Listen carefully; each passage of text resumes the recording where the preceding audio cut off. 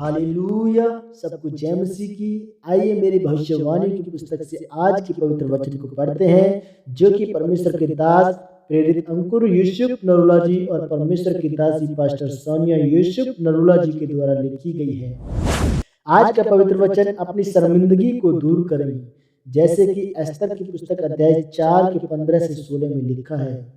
तब एस्तर ने मुर्दके के पास यह कहला भेजा कि तू जाकर सूसन के सब यहूदियों को इकट्ठा कर और तुम सब मिलकर मेरे निमित्त उपवास करो।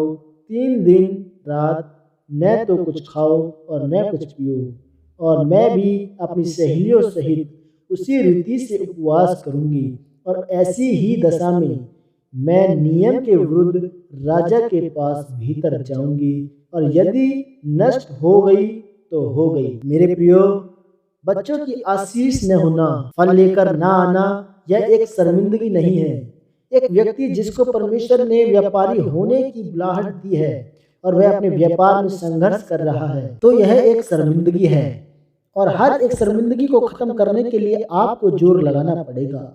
जिस शर्मिंदगी के पीछे उसे दूर करने के लिए आप जोर नहीं लगाएंगे, वह शर्मिंदगी आपकी जिंदगी से कभी दूर नहीं होगी। शारीरिक कानून भी अपने आप नहीं बनते, उसके लिए भी आपको सरकार पर दबाव डालना पड़ता है। ठीक उसी तरह जब तक आप अपनी शर्मिंदगी के खिलाफ आत्मिक ताकत नहीं लगाते, जब तक आप उपवास प्रार्थना के द्वारा उस शर्मिंदगी और श्राप को तोड़ते नहीं, तब तक वह आपकी जिंदगी से खत्म नहीं होता। यहूदी लोग एक जगह पर गुलाम बनकर रह रहे और अपनी जान को बचाने के लिए इधर उधर भागे और छिपे। यह उनके लिए एक शर्मिंदगी थी। इस शर्मिंदगी को दूर करने के लिए एस्तर ने फैसला किया कि मैं 3 दिन रात के उपवास रखकर प्रार्थना करूंगी और अपनी यहूदी कौम को बचाऊंगी। उसने उपवास रखे और दूसरे उपवास के दिन पर राजा के पास गई। उसने राजा को कहा कि मैं चाहती हूँ कि आप खुद मेरे साथ भोज में आए।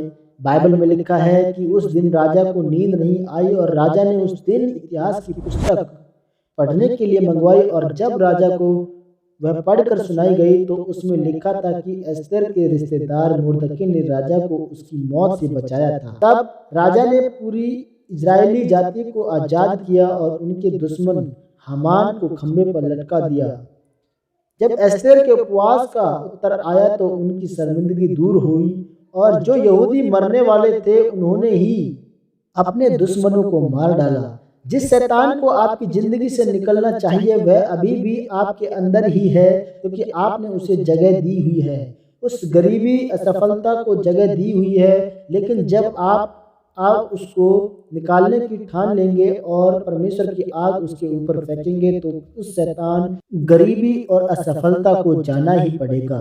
बाइबल में लिखा है कि 430 साल बीतने पर भी जब परमेश्वर का वचन इस्राएलियों के जीवन में पूरा नहीं हुआ, तो तब उन्होंने अपने दुखों के कारण परमेश्वर की दुहाई दी, और तब परमेश्वर ने अपने दास मूसा को उनके पास भेजा और उन्हें मिस्र की गुलामी से छुड़ाया।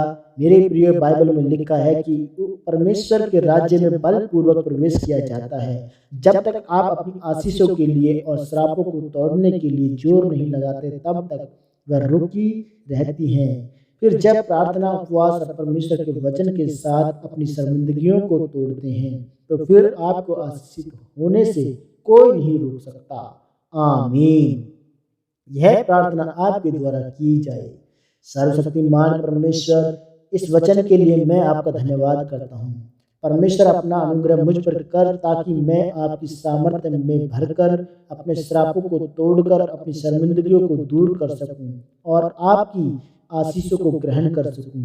प्रभु यीशु मसीह के नाम में आमीन, आमीन, आमीन। God bless you, all of you. परमेश्वर आपको इस वचन के द्वारा आशीषित करें। आप सब इस वचन के द्वारा ब्लेस हैं। सबको जय मसीह की।